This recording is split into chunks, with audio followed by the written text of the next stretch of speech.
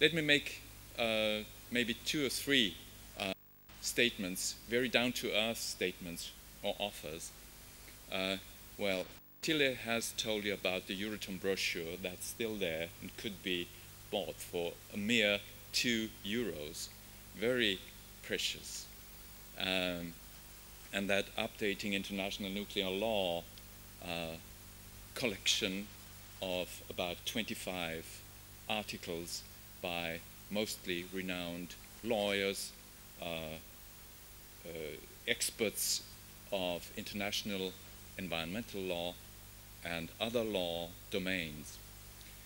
But we won't have the time. I can't make play the peddler here, the book peddler, because I have to leave afterwards. So that's a pity. But still, you make it via our homepage, www.plage, it's plage in French, .cc.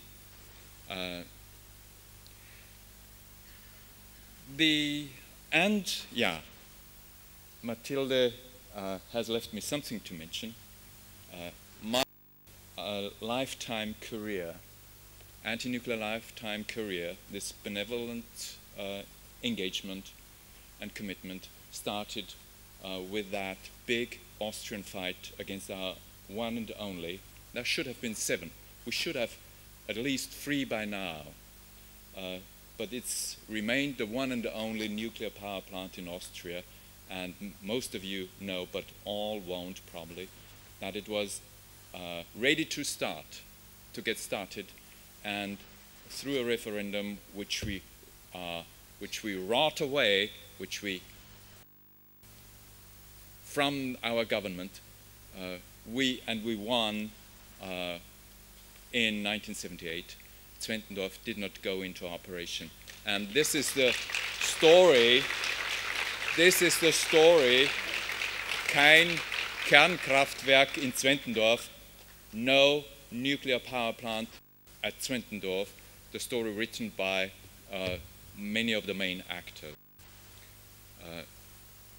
Another thing I would like to add, because it's important in Germany to remember, Mathilde Haller has mentioned our fight, which was the biggest transboundary nuclear fight maybe in the world, at least in Europe, very certainly. One detail about that, a very decisive moment in the whole procedure to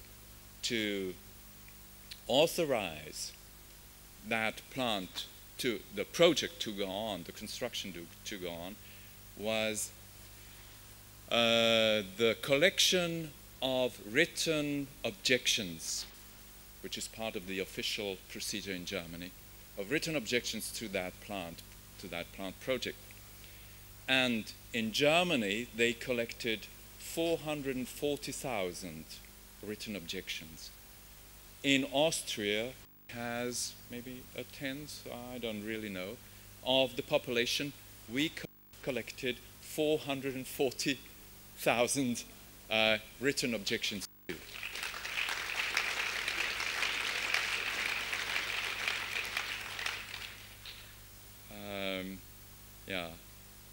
But I will get back to the down to earth in my final third part. In between, I would like to express some activists' philosophy and psychology. This is for me. This is true for me, and probably for some others. Maybe it's many of you will find it provocative. I don't mean it provocatively.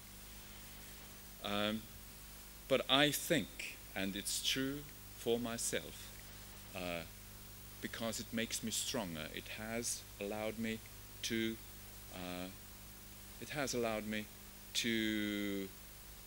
carry those burdens, like last night sleeping again only 3 hours and preparing the workshop this morning and things like that. And that stress over the past 2 or 3 months, because it started for some reasons, extreme stress started weeks ago, and then Fukushima. So it's hard to carry. It's really very often a load. Well, there's my family, but I won't go into that. But I have learned to let go hope. Let go hope. Let it go. Of course, hope is important. But I mean it, the way I mean it is, we should try as much as possible not to make ourselves dependent on hope. Not to make our actions and efforts dependent on hope.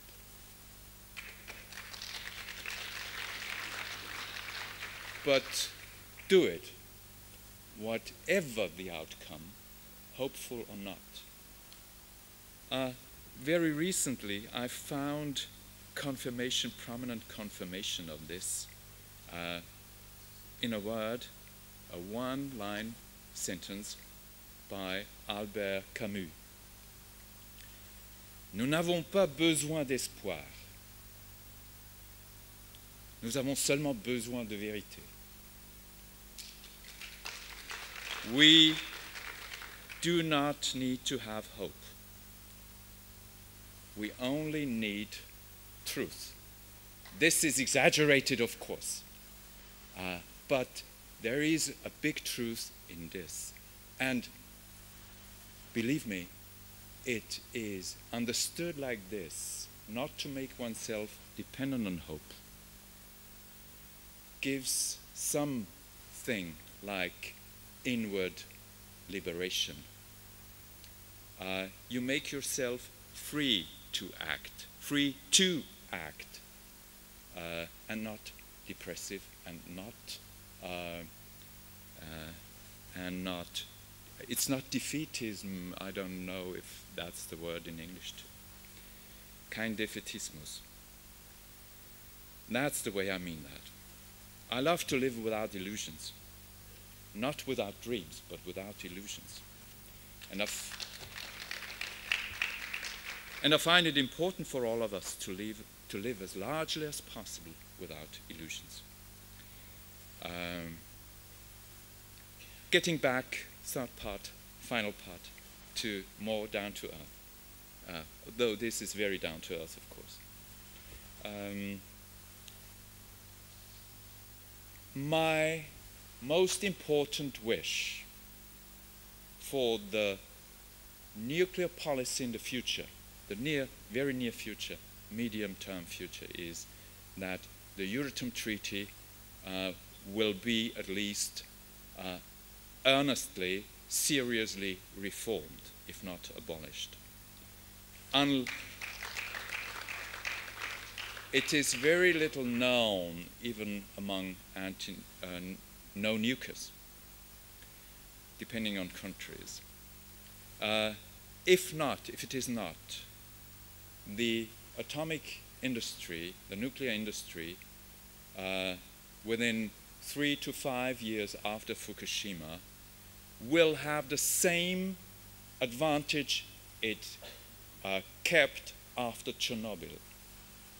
The Chernobyl accident, the Chernobyl catastrophe, with so much movement, with so much new consciousness among the people, among populations, did not change a comma in that treaty of 1957.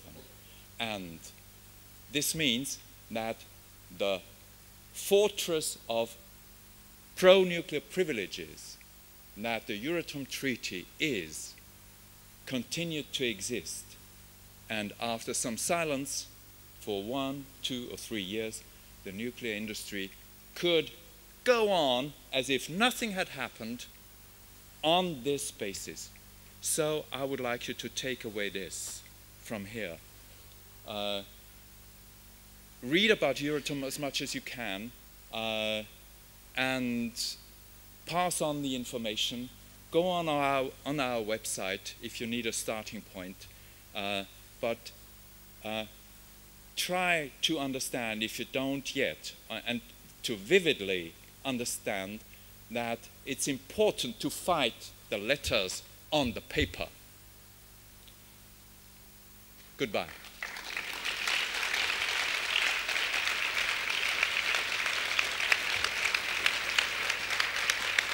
Very good.